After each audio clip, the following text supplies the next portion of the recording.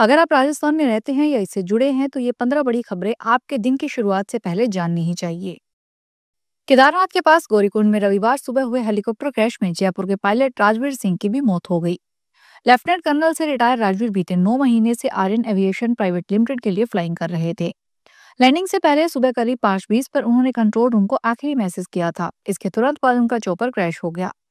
गौरीकुंड के जंगल में हुए इस क्रैश में कुल 7 लोगों की जान गई है। उत्तराखंड के गढ़वाल रेंज के आईजी ने बताया कि डेड बॉडी को आइडेंटिफाई करने में मुश्किल हो रही है। डीएनए टेस्ट के बाद ही बॉडी सौंपी जाएगी।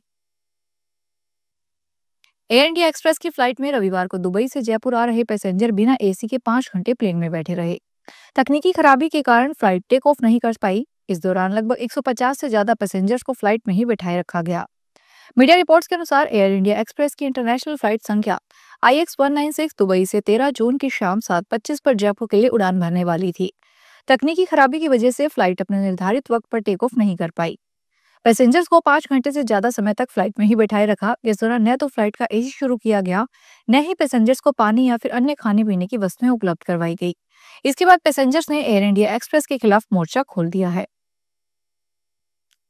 प्रतापगढ़ में कांग्रेस के संविधान बचाओ रैली के दौरान जेब कतरी की घटना सामने आई है। पूर्व मुख्यमंत्री अशोक गहलोत के दौरे में 5 से अधिक लोगों की जेब कट गई। इस दौरान लोगों ने कुछ संदिग्ध की पहचान कर पुलिस को जानकारी दी है।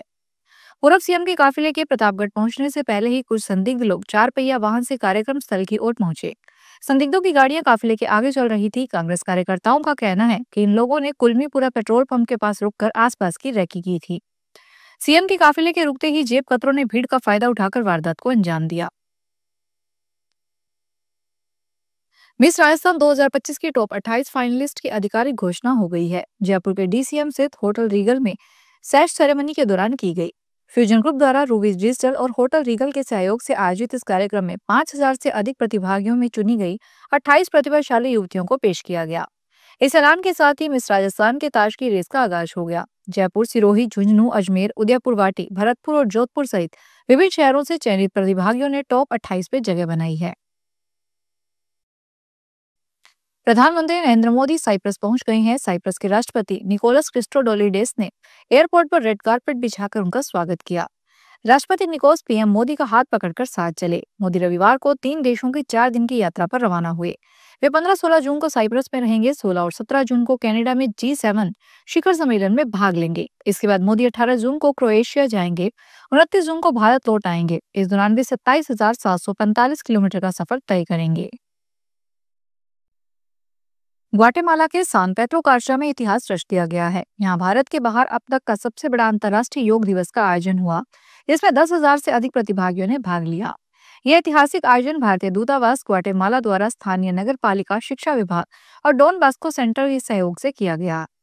जयपुर फुट यूएस के चेयरमैन प्रेम भंडारी ने इस भव्य आयोजन के लिए राजदूत डॉक्टर मनोज कुमार महापात्र और उनकी पूरी टीम को हार्दिक बधाई दी। अहमदाबाद विमान हादसे में जान गंवाने वाले गुजरात के पूर्व सीएम विजय रूमानी के शव की पहचान हो गई है। रविवार को उनका डीएनए मैच हो गया। परिवार के मुताबिक राजकोट में सोमवार दोपहर 3 बजे अंतिम संस्कार किया जाएगा। 12 जून को हुए प्लेन क्रैश में मरने वालों का आंकड़ा 275 पहुंच गया। रविवार सुबह तक 248 शवों के डीएनए सैंपल लिए गए। इनमें से 31 की शिनाख्त हो गई है। 20 शव परिजन को सौंपे गए हैं। उनके डेथ सर्टिफिकेट भी उपलब्ध करवाए गए। राजस्थान के मंत्री जवाहर सिंह बेडन ने शुक्रवार को पुलिस महानिदेशक को एक पत्र लिखा, जिसमें सुझाव दिया गया कि पुलिस विभाग उर्दू और फारसी शब्दों को हिंदी समकक्ष शब्दों में बदलकर अपनी भाषा को सरल बनाए। जवाहर सिंह बेडन ने कहा कि मैंने डीजीपी को ऐसे शब्दों के चयन के लिए एक मसौदा तैयार करने के लिए एक पत्र लिखा है। उर्दू और फारसी के शब्द अब चलन में नहीं है। हमें हिंदी शब्दों का इस्तेमाल करना चाहिए। जब वहां से ड्राफ्ट आएगा तब हम इस मामले को मुख्यमंत्री के समक्ष रखेंगे।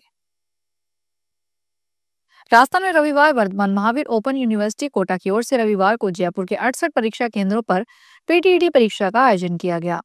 जयपुर में 86.63% उपस्थिति रही। जयपुर में 33,545 अभ्यर्थी पंजीकृत थे। इसमें से 29,062 अभ्यर्थी उपस्थित रहे। परीक्षा केंद्र में एंट्री से पहले मेटल की वस्तु पहनने की अनुमति नहीं दी गई। जयपुर में महिला अभ्यर्थी नोजपिन खोलने के लिए परेशान होती रही। उदयपुर के सेंट ग्रेगोरियस परीक्षा केंद्र पर एक छात्रा व्हील चेयर पर परीक्षा देने पहुंची। स्टूडेंट के पांव में फ्रैक्चर होने पर परिजन व्हील चेयर पर सेंटर लेकर पहुंचे। आर्यवीर दल जोधपुर की ओर से संचालित युवा चरित्र निर्माण एवं योग शिविर रविवार को संपन्न हुआ। इस दौरान आर्यवीरों ने शिविर में सीखे गए व्यायाम कौशल का प्रदर्शन किया। इस मौके पर मुख्य वक्ता के रूप में उपस्थित आचार्य रामनारायण शास्त्री ने कहा कि राष्ट्र रक्षा के 3 आधार हैं: संस्कृति, सभ्यता और संस्कार। शिविरों के माध्यम से इन्हें संजोया जा सकता है। संचालक डॉक्टर लक्ष्मण सिंह आर्य ने बताया कि शिविर में आर्य वीरों को व्यायाम कौशल के बारे में बताया गया। राजस्थान के जल संसाधन मंत्री सुरेश रावत भरतपुर पहुंचे। कलेक्ट्रेट सभागार में मंत्री ने अधिकारियों की बैठक ली। इससे पहले उन्होंने बीजेपी कार्यालय में बैठक की, जिसमें जिले भर में बिजली और पानी की समस्या की बात सामने आई। जिसके बाद मंत्री ने सभी अधिकारियों को जल्द से जल्द समस्या के समाधान के निर्देश दिए। जल संसाधन मंत्री सुरेश सिंह रावत ने कहा कि वंदे गंगा जल संरक्षण जल अभियान पर काम हो रहा है।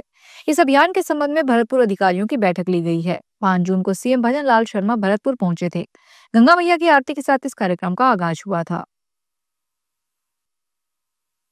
टोंक की डिग्गी थाना पुलिस ने क्षेत्र में विभिन्न स्थानों पर बरामद किए गए लावारिस दुपहिया वाहनों को लेकर थानाधिकारी ने इन वाहनों के मालिकों को मालिकाना हक का दावा पेश करने का 1 माह का आखिरी मौका दिया है। इसके लिए दस्तावेज लेकर वाहन मालिक डिग्गी थाने या एसपी कार्यालय में संपर्क कर सकते हैं।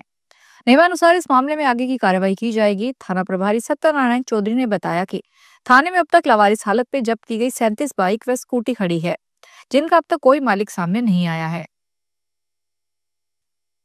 राजस्थान के रणथंभौर में बाघों के लगातार बाहर आने और बाघों के हमलों में इंसानों की मौत का मामला और गर्मा गया है। अब यह मामला मुख्यमंत्री भजन लाल शर्मा और वन मंत्री संजय शर्मा तक भी जा पहुंचा है। स्थानीय विधायक और कैबिनेट मंत्री ने रणथंभौर में वन अधिकारियों की कार्यप्रणाली, ट्रैकिंग और मॉनिटरिंग पर सवाल खड़े किए हैं। साथ ही सीएम भजन लाल और वन मंत्री ने रणथंभौर में लंबे समय से जमे व उच्च अधिकारियों का तबादला करने की मांग की है। राजस्थान के स्कूलों में गर्मियों की छुट्टियों के 15 दिन बचे हैं और शिक्षा विभाग में तबादलों का इंतजार बढ़ता जा रहा है। तृतीय श्रेणी शिक्षकों के साथ प्रधानाचार्य, व्याख्याता व द्वितीय श्रेणी शिक्षक भी तबादलों का इंतजार कर रहे हैं। हालांकि राजस्थान सरकार ने तबादलों पर से प्रतिबंध हटाने का अभी तक कोई आधिकारिक आदेश जारी नहीं किया है। लेकिन शिक्षा विभाग ने विधायकों से 70 नाम मांगे हैं। यह जानकारी मीडिया रिपोर्ट में चल रही है। इसमें तृतीय श्रेणी शिक्षकों के अलावा विभाग में प्राचार्य, उपप्राचार्य, प्रथम और द्वितीय श्रेणी के शिक्षक, मंत्रालय सहित कर्मचारियों के नाम मांगे गए हैं। इसके लिए विधायकों को एक फॉर्मेट ईमेल किया गया है। अजमेर के मौसम में बदलाव का दौर बना हुआ है। रविवार दोपहर तक धूप और उमस ने पसीने बहाए। शाम को तेज हवाओं संग बरसात हुई। सड़कों, नालियों में पानी बह गया। बरसात से लोगों को कुछ राहत मिली। अधिकतम तापमान 41.3 डिग्री और न्यूनतम तापमान 28 डिग्री सेल्सियस रहा। शनिवार शाम हुई बरसात का असर रविवार को नजर आया। हल्की उमस संग मौसम सामान्य रहा। धूप निकलते ही गर्माहट हो गई। दोपहर करीब 2 बजे से बादल मंडराए।